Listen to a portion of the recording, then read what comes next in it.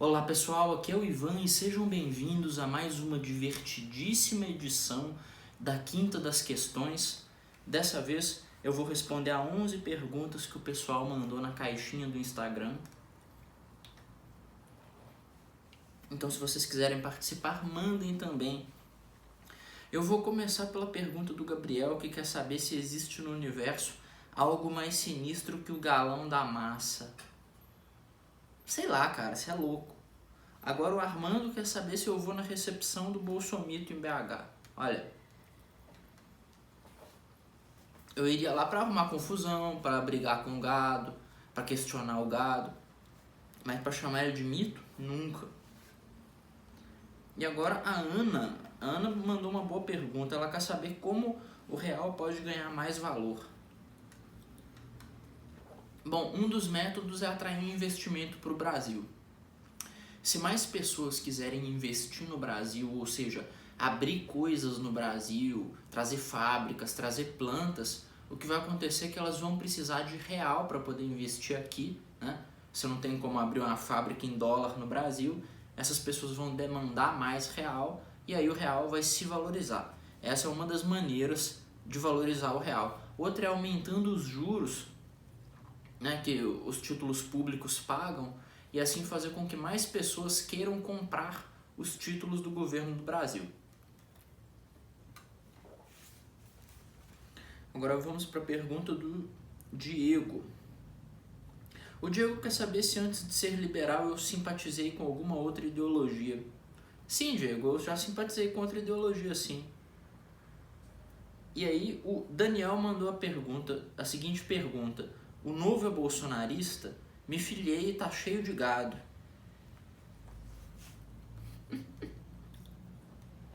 Daniel, meu camarada, eu tenho uma má notícia pra você. O novo está infectado, tá cheio de gado lá dentro. E eles parecem que estão levando a melhor no jogo de poder dentro do partido, infelizmente. Sabe onde não tem gado tentando ocupar espaço? No MBL. Agora vamos para a pergunta do Antônio. O Antônio perguntou: o que achou do caso do velho da Havan com a sua mãe? Antônio, do que você tá falando, cara? Tem caso nenhum desse não, você tá louco, mano? Aí agora o Carlos mandou o seguinte: o Zema tem chance de ser presidente em 2026? Olha, se ele fizer um bom governo, se ele for reeleito, fizer um bom governo em Minas Gerais, novamente manter a casa em ordem, não vejo o que impeça ele de ser um candidato viável. É viável, ele pode. Se ele fizer mais um bom governo, conseguisse viabilizar toda a questão de ser um... a pergunta, como é que tá dita a pergunta? Tem chance de ser presidente? Sim, ele tem chance. Tem chance que nem o Eduardo Leite tem chance. Que nem o Dória tem chance. Tem mais chance do que eu. Eu não tenho chance nenhuma, não vou ter nem idade. Agora tem uma pergunta do... Quem? Do Nossos Hunters. Ele quer saber... ele mandou aqui me zoando. Ô, trem atrapalhado, você é mineiro mesmo? Sem sotaque. Tá zoando meu sotaque, né? Sabe o que é o problema? Todo mundo fala que eu tenho sotaque de mineiro, que eu falo igual mineirinho, não sei o quê, mas eu não percebo essa palhaçada. Eu acho que tá todo mundo me zoando. Eu acho que vocês são todos uns difamadores. É o seguinte, se eu tenho sotaque, vá nos comentários e diga que eu tenho sotaque. Mas precisa dizer umas 18 vezes, pelo menos, para o algoritmo do YouTube entender que eu tenho sotaque, tá bom? Vai lá. O Henrique quer saber se a China é comunista e me pediu para explicar na prática e na teoria. Legal, Henrique, você quer uma aula em uma pergunta, mas vamos fazer o possível. É o seguinte, a China não é comunista, nem na teoria e muito menos na prática, porque o comunismo é o estágio final da evolução proposta por Karl Marx em que não existe mais Estado, né? Não existem mais essas ordens sociais burguesas, e o que sobra é todo mundo vivendo em comunhão. Esse aí é o tal do comunismo. Então não é comunista. Eles dão o nome de comunista para o partido deles? Eles dão o nome de comunista para o partido deles. É a mesma coisa que eu, por exemplo, chegar agora e falar que eu sou uma mulher. Eu posso falar o que eu quiser, mas aí os outros acreditarem e estar cientificamente correto é outro negócio. Mas o que acontece na China é que você tem um sistema socialista no qual o mercado é livre até o ponto que é conveniente para a autoridade estatal. Ou seja, o Estado garante que empresas possam operar no máximo da sua capacidade para gerar dinheiro, pagar imposto e financiar o governo. Mas essas empresas não podem ter influência na política, essas empresas não podem mandar em nada, os empresários, eles realmente na prática eles funcionam como administradores do governo, porque se o governo chinês quiser chegar, pegar um bilionário, sumir com ele, botar ele numa masmorra e estatizar a empresa dele, ele faz isso a qualquer hora. Isso acontece, inclusive, é comum um bilionário desaparecer na China. Aí o Henrique Vaz, é outro Henrique, ele perguntou o que é o socialismo. Então, hoje os Henriques estão querendo saber sobre o comunismo e o socialismo. Seguinte, o socialismo é um sistema no qual o Estado é dono de todos os meios de produção, ou seja, o Estado manda nas fábricas, o Estado manda nos campos, o Estado manda em todas as indústrias, o Estado comanda tudo isso e produz de acordo com o planejamento central.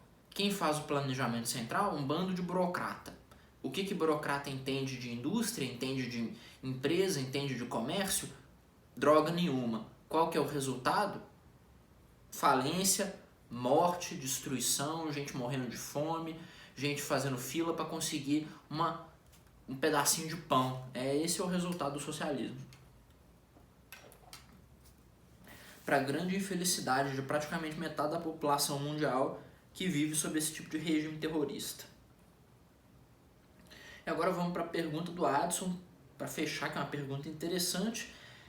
Ele quer saber se eu acho que as nossas raízes se perderam nos últimos 200 anos, ajudando a formar o nosso complexo de vira-lata. Bom, primeira coisa, complexo de vira-lata não é um termo científico. Eu não sei o que essa porra significa. Mas vamos lá. Quais raízes brasileiras podem ter se perdido ao longo dos últimos 2 séculos se o Brasil tem 200 anos? Assim, faz sentido dizer que o Brasil perdeu suas raízes quando ele começou a existir? Na verdade, o problema do Brasil é um problema um pouco maior. É que o Brasil foi formado, né, as instituições que compõem o Brasil, lá na época das capitanias hereditárias, que haviam aqueles basicamente entrepostos comerciais para pegar madeira e levar para a Europa. Desde aquela época, o Brasil, as instituições do Brasil são formadas de maneira extrativa, ou seja, elas têm como objetivo favorecer oligarquias, favorecer uma pequena elite. Isso aí é meio parecido com aquela bobagem que a gente aprende no ensino médio, de que havia as colônias de povoamento e as colônias de exploração. Aquilo ali é um reducionismo extremamente simplista da realidade. O fato é que as instituições que foram criadas na colonização do Brasil têm um objetivo exploratório. Tem o objetivo de favorecer uma elite, de favorecer um pequeno grupo que mandava nessas instituições. Aí o que era feito? Chegavam os navios, né? Chegavam as pessoas para ocupar a terra, a primeira coisa que faziam era uma alfândega, era um escritório para cobrar tributo, um escritório para despachar mercadoria, porque era lá onde ia ficar centralizada a operação de quem tinha que ganhar dinheiro com o negócio. Era esse o esquema. Na colonização dos Estados Unidos, por exemplo, o primeiro prédio que costumavam construir era uma igreja, né? a gente já entende mais ou menos como as coisas foram acontecer. Bom, o negócio é o seguinte, você tendo instituições extrativas, você tendo todo um modelo burocrático sendo criado para favorecer oligarcas, para favorecer quem manda, né? O resultado, obviamente, vai ser o patrimonialismo. E aí eu vou recomendar um livro foda para vocês, que se chama Raízes do Brasil, do Sérgio Buarque de Holanda. Sim, o pai do Chico Buarque, aquele cantor comunista, aquele que canta Construção. Construção é do Chico Buarque, né? Ou canta aquela Caminhando e... Não, essa é do Geraldo Vandré.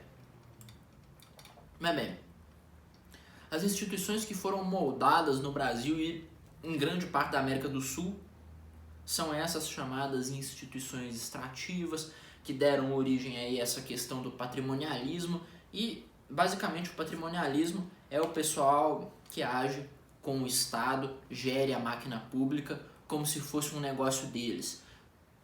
Pode usar para favorecer a família, pode usar para dar o filé mignon pro filho, vocês entendem bem do que eu estou falando. Bom, eu me alonguei aqui, mas espero que vocês tenham gostado, que tenha sido divertido, instrutivo ou pelo menos interessante.